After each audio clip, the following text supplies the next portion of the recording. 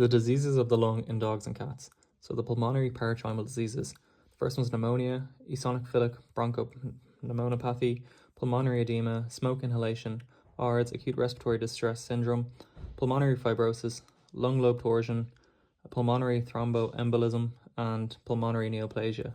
The surgeries are a lobectomy, and you can have a partial lobectomy and a total lobectomy. So the first things first is you need to do the clinical evaluation of the lung. You need to find the signalment. So in juvenile patients, there can be infectious diseases and congenital abnormalities can be the problem. And congenital abnormalities are found in brachycephalic dogs. In Siamese cats, you can have feline asthma, and in older patients, you can have chronic inflammatory disorders and tumours. Look at the history. Is there any travel history? So could they have infectious or parasitic diseases? Look at the environment. Are they exposed to toxins or infections? Are there any known hypersensitivities like allergies? And are there any previous problems?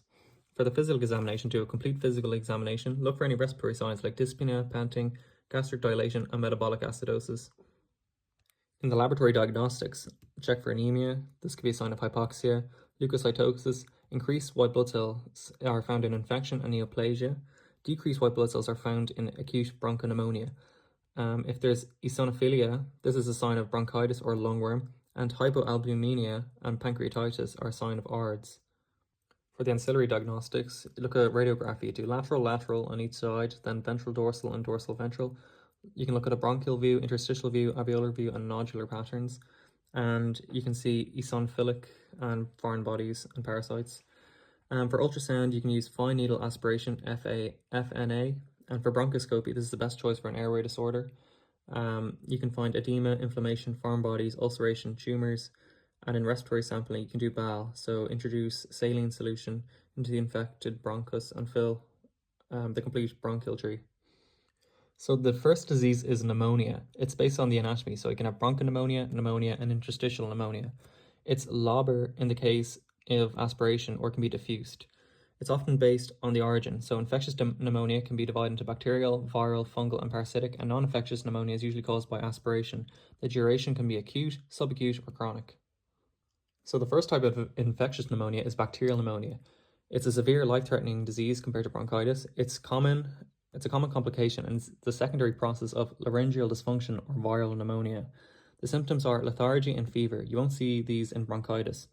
It's usually caused by an underlying disease such as dysphagia, regurgitation, and vomiting. And the auscultation sounds are increased lung sounds, crackles, wheezes due to the fluid accumulation. The diagnostic evaluation, in the hematology, you usually see increased white blood cells. In the radiograph, you can see a focal or diffuse alveolar pattern. And the treatment are antibiotics and bronchodilators, and you can also do a lobectomy. Do not give antitussives, give bronchodilators and mucolytics.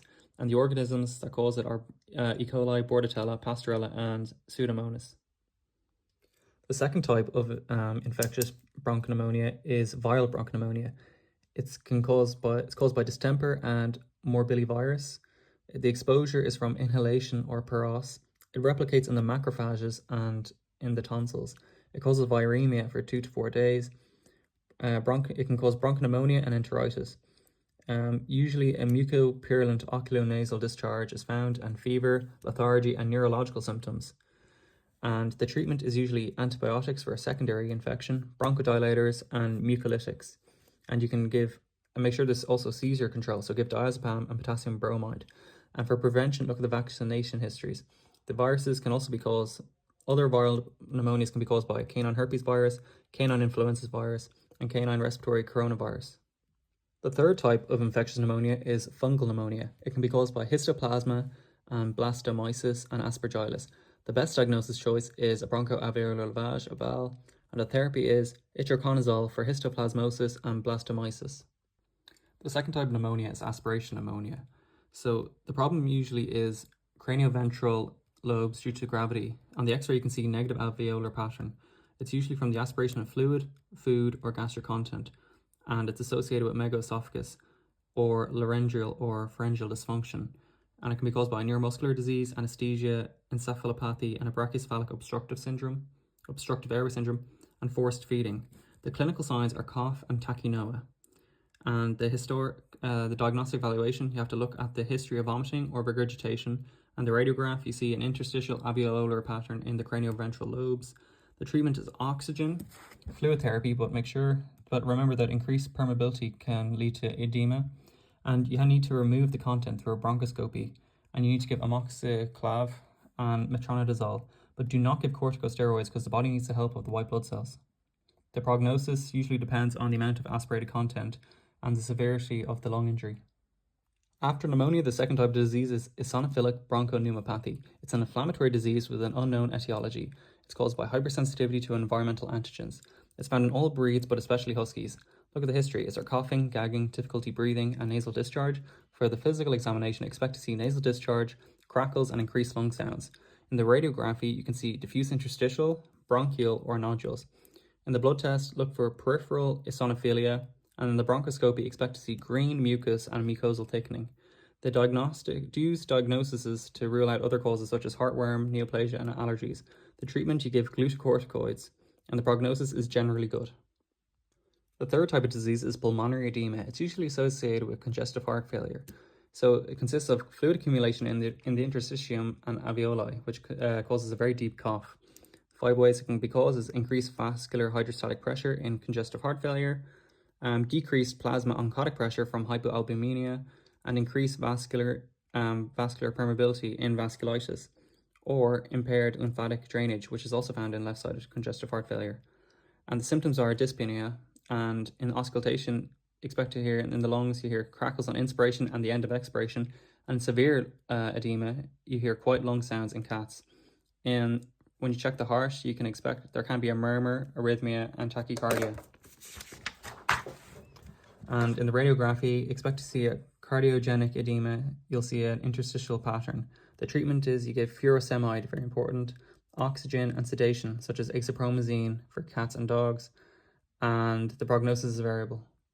The fourth disease is smoke inhalation. It's caused by direct injury from heat, particle matter, and toxic gases.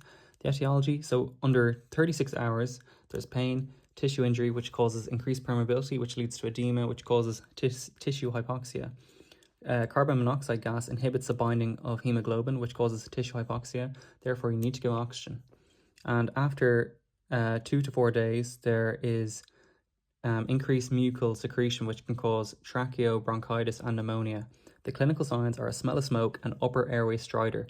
Don't send the animal home after 1 to 2 days because pulmonary edema can still occur.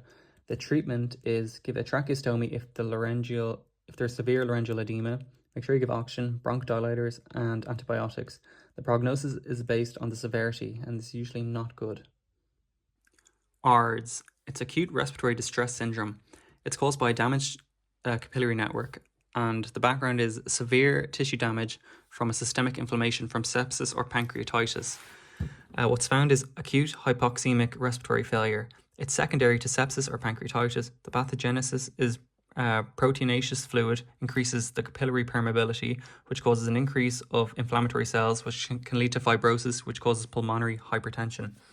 This leads to hypoxemia and tissue hypoxia. The clinical signs are anxiety, hyperventilation, tachypnea, and crackles at the end of inspiration and wheezes. The diagnosis is when there is a non-cardiogenic lung edema. And the treatment is oxygen, fluid therapy, and furosemide. In pulmonary fibrosis, also known as idiopathic interstitial pneumonia, it's found in Westies and Staffordshire Terriers. It can also be found in cats as well. The pathology is interstitial fibrosis. It causes dyspnea, exercise intolerance, and there can be a cough and crackles when there's auscultation. In radiography, you see a diffuse interstitial pattern. The biopsy is a poor prognosis. Dogs usually live 1 to 3 years, and cats can only live a few weeks. There's no effective treatment. Usually give cough suppressants and bronchodilators, but the prognosis is bad. The seventh disease is a lung lobe torsion. It's an acute problem, often idiopathic. It's found in large, deep-chested dogs, such as Afghan greyhounds. In a lung lobe torsion, there's venous congestion and the veins are obstructed, which leads to exudation and bloody pleural effusion, which causes necrosis. The clinical signs are respiratory distress, tachypnea, cough, dyspnea, and fever. In a bronchoscopy, you can use this to find the torsion, but usually you have to do a surgical expiration, and the treatment is usually a lobectomy. The eighth disease is pulmonary thromboembolism. It's rare, it's not easy to diagnose. It's secondary to anything that can increase thrombus production, such as heartworm, neoplasia, or DIC. There's usually an abnormal gas exchange. The clinical signs are it's found in middle to middle-aged to older-aged dogs, and there can be respiratory distress, tachynoia, and cyanosis. The diagnosis is a D-dimer, so fibrin degradation product, and there's also antithrombin 3. The pulmonary angiography is the gold standard, and the treatment is if it's not in the large vessels, maybe a thrombolytic therapy could work. Pulmonary neoplasia. In animals, metastasis is usually the cause of this instead of a primary tumour. There's usually a chronic cough, exercise intolerance, respiratory distress, dyspnea, weight loss, and anorexia. You also need to find the primary tumour. In auscultation, you can do auscultation and percussion, but radiography is the key diagnostic tool. You can do lateral, ventrodorsal, and dorsoventral. And the treatment is usually a lobectomy. In surgery, a lobectomy, the indications are a circumscribed neoplasia, an abscess, or a foreign body, or severely injured or collapsed lung lobe. For a partial lobectomy, the partial is tricky because, especially in small breeds, it's difficult to close in an airtight way. The possibility of leakage is very high, of air leakage is high. In a total lobectomy, it's more possible. If there's bacterial infection, a total lobectomy is done to avoid spreading. Double ligatures are placed on the hilus of the lobe, and you clamp the bronchus and you suture the bronchus. No mass ligature at the bronchial cartilage, since compression and necrosis is underneath. Close in a double layer in continuous sutures and do chest drainage.